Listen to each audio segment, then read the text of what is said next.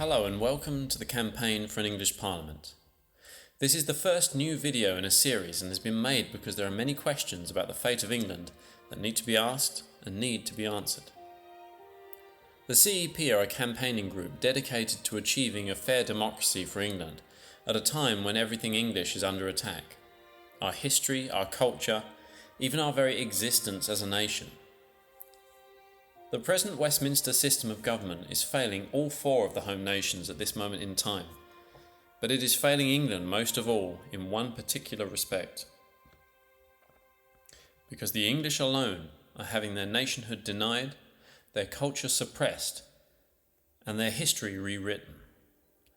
So who is doing this? Well, it's the British political elite, the MPs, the media, the academics, the Westminster in crowd. The reason they are doing it is because the Union is more important to them than we are, and they are more than willing to sacrifice England on its altar.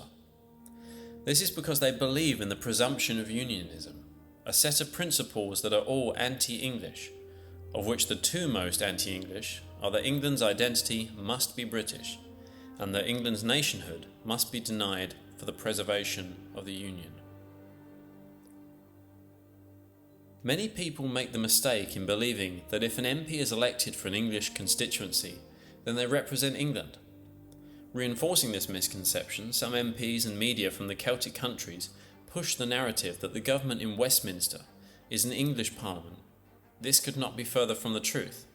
The vast majorities of MPs in England consider themselves British, not English. Indeed, if the powers of Westminster did not need our votes and our money, we English would have been thrown under the bus years ago. This is the reality of Westminster politics. Have you ever asked yourself why Scotland, Wales and Northern Ireland have their own parliament and England doesn't? Have you ever wondered why these countries are considered nations and according to the government and media, England is just a collection of regions named after points on the compass? Have you ever wondered why the British government spend a far higher proportion of our revenues per capita on the Celtic nations than they do on those who live in England? If you have never thought about these questions, then it's probably about time you did. Because it's by these methods that England is being continually diminished year on year, no matter which party is in power. The Labour Party set up the devolution for Scotland and Wales for what looks like very selfish reasons, thinking to create for themselves countries within a country where they would be permanently in power, as both Scotland and Wales usually returned large Labour majorities. Labour did want to bring in devolution in England, but for totally different reasons. Devolution in England was to break England up into regions, each with a very limited power, because a divided nation is easier to exploit and rule. Sadly, successive Tory governments are still pushing ahead with devolution in England, but not devolution for England. They are determined that England will not get the same national devolution as Scotland and Wales, but a piecemeal devolution just as Labour planned, breaking us up into regions that can be played off one against the other.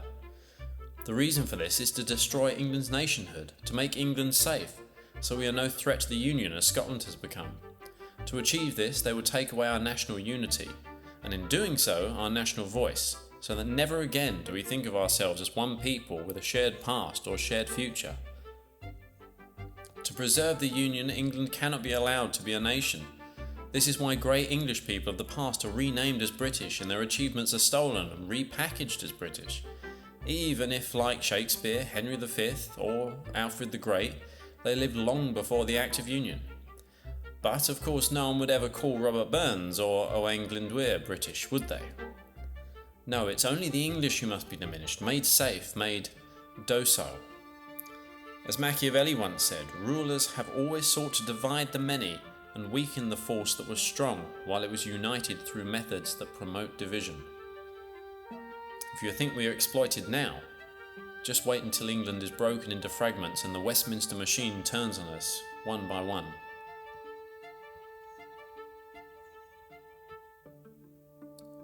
The campaign for an English Parliament is not an English independence campaign.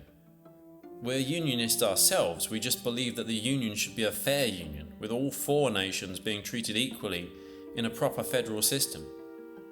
In this way, members of Parliament would be elected to an English Parliament that will serve England first in the way that Scottish and Welsh MPs serve Scotland and Wales.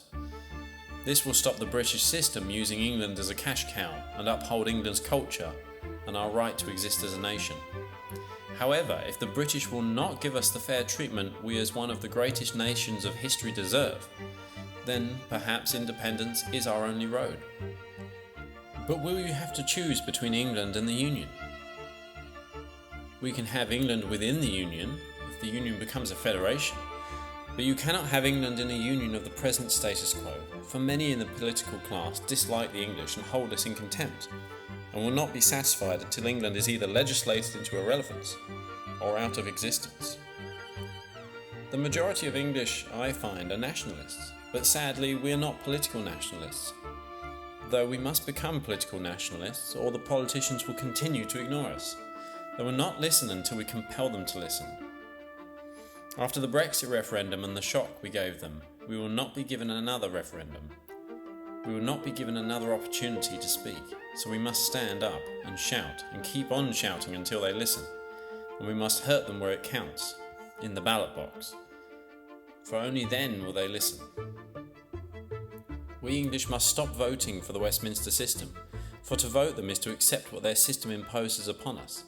It is time to take back control, break the chains that bind us and be free. Because to be English is to be free. To be British is to be subservient to the Westminster system, the system that makes the English the second-class citizen in our own country. And if they get their devolution wish, we won't even have a country. We will just become the faceless people of the regions, taxpayers who fund their own servitude to a system that holds them in contempt. The choice is before you, British bonds or English freedom. The campaign for an English Parliament campaigns for freedom and the right to be English in our own country. History tells us that you have to take freedom, you have to strive for it, and that striving can be hard, it can get ugly. But harder and uglier by far is being nothing more than a tax slave in a system that despises you, where you work to keep yourself a faceless regional statistic. We must break the cycle of Westminster politics, and to do that we need an English Parliament. If you love England and want to help and stop England being used and abused, then join with us, because together we can make a difference. Go to our website, the link is in the description, and join the campaign for an English Parliament, or press the like and subscribe button and the notification icon. Or donate if you are happy to do so. Even the smallest amount will be gratefully received and mean we can increase our efforts. Join the fight to save England, because our past and our culture are worth preserving, and it's in the present that we must fight to keep them, and fight also for England's future if we want our children and our children's children to grow up English. Because taking England back will be our gift to them, so that we need not be ashamed when they look us in the eye. And striving for freedom will bring us together as nothing else could. Brothers and sisters in one family, an ancient nation for a new age. This is the campaign for an English Parliament. Thank you for listening.